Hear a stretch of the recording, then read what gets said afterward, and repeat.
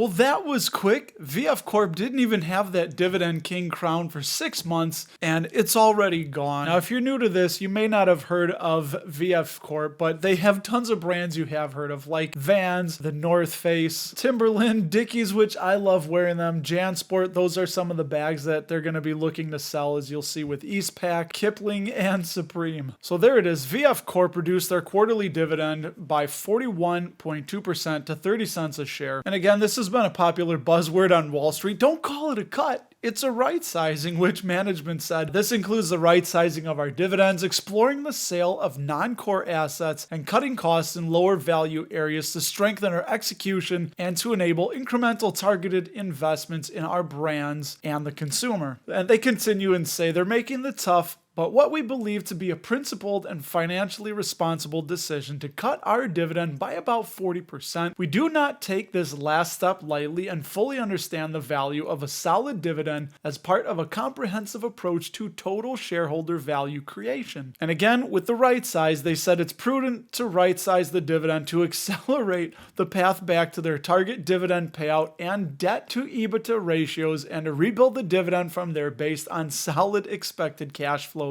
and a return sustained earnings growth beginning with fiscal year 2024. And that ratio, as again, they're right, it's not a cut, it's a right sizing of the dividend to their targeted payout ratio of about 50% and a gross leverage of about 2.5 times. And they're predicting that the payout ratio would be in the mid 50% range in fiscal year 2024. Now, interestingly, a little bit of a bone to pick with Simply Safe Dividends. Now, I love them. They just flat out got this one wrong.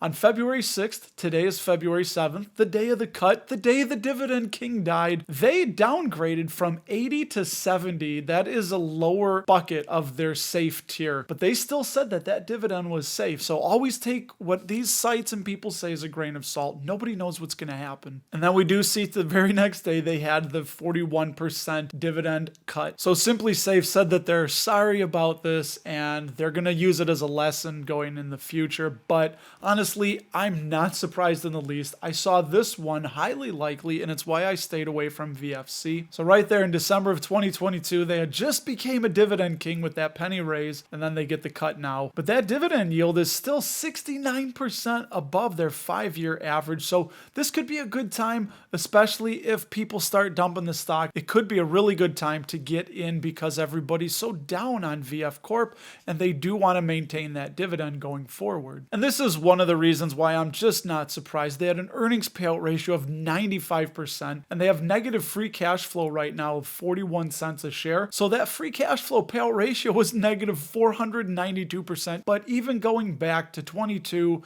it was 144%, 139% in 2020, and that's why I believe that they were given these 1 penny, really microscopic increases because they just wanted to get that Dividend King, at least say they were a Dividend King, but they still do only have 389 million shares outstanding, which they have been buying back. Return on invested capital of 14%, really not that bad, but their net debt has jumped up to 68%, so we'll see if they can start getting that debt under control. Now, if you're wondering about an intrinsic valuation, we'll see if Alpha Spread updates this, but they currently have an intrinsic base case valuation of $58.91. Always remember that the intrinsic valuation is not a specific number, it's just a range, and their worst case is $46.23, so they're still thinking it's about 38% undervalued with 5 years of negative growth, so we might be taking them up on that negative growth. And looking at their balance sheet, we see that they currently have $553 million of cash and short-term investments, but if we're going to go down and look at their capital structure, yeah, $553 million of cash and cash equivalents, but $5.2 billion of total debt, so they've got some work to do. And if you do love this industry, here's some undervalued and overvalued competitors of VF Corp. But if I leave you with one thing for VF Corp, check this out. The insiders have bought $2.6 million and sold only $33.8 thousand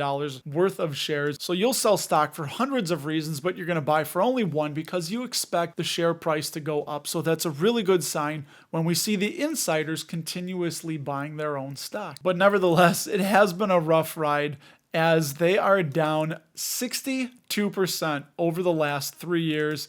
and 56% over the last 5 years has VFC Corp fallen. I'd love to know, what are you going to do with VFC Corp if you own them? If you don't own them, do you plan on buying them? And if you like what I'm doing here on the channel and you'd like to join me on my journey from welding to wealth, give me a little bit of feedback. Let me know that you enjoy this by lighting up that thumbs up button, or even better yet, tapping the subscribe. On to 3M. They are a dividend king. They maintain their dividend king status by another 1 cent raise, which was 0.7%. And hey, if you like what you see on Seeking Alpha, they have a ton of information on that site, and you want 50% off, there's a link in the description below, an affiliate link where you can save 50% on your first year. Now, 3M is a solid company that I do currently own. I currently have it in 2 accounts, as you see down here, 21 shares, but I'm down 34% on those shares, but still getting $126 of annual income. So 3M has an 8% 20-year CAGR, but as of late, 5% the last 5 years, they've really slowed that down since they've been getting hit with these 3 lawsuits, which are the PFAS Forever Chemicals. They also have the beryllium lawsuit, and the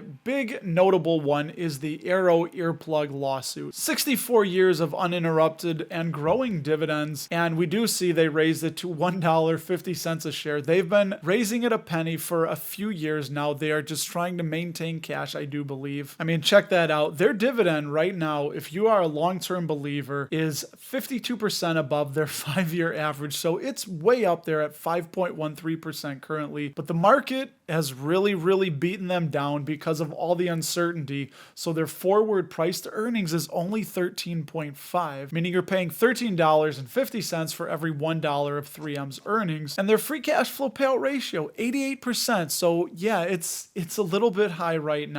There's supply chain issues, inflation that them, like most companies, are still working through. But historically, it's been right around that 60% level. So that's kind of why I believe it has shot up to 88%. Their sales growth has definitely been lagging. They have 568 million shares outstanding. Same as VFC, 14% return on invested capital. Now their net debt is at 48%. It has come down from 68%. And I think they're just trying to shore up that balance sheet a little bit for a lot of the litigation settlements that they're going to have to deal with. But one thing I'm not terribly worried about, if we look over at Moody's, we see that 3M has a long-term credit rating of A1, which you see here that A1 is still investment grade. It's right toward the middle of investment grade, and they're at a low credit risk, so they should be able to get money if they need to tap into that credit market at a really good rate. Now, Alpha Spread does give 3M an intrinsic valuation of $149.44 on the base case, and the worst case they say is about fairly valued right now, $116. Again, remember, it's a range.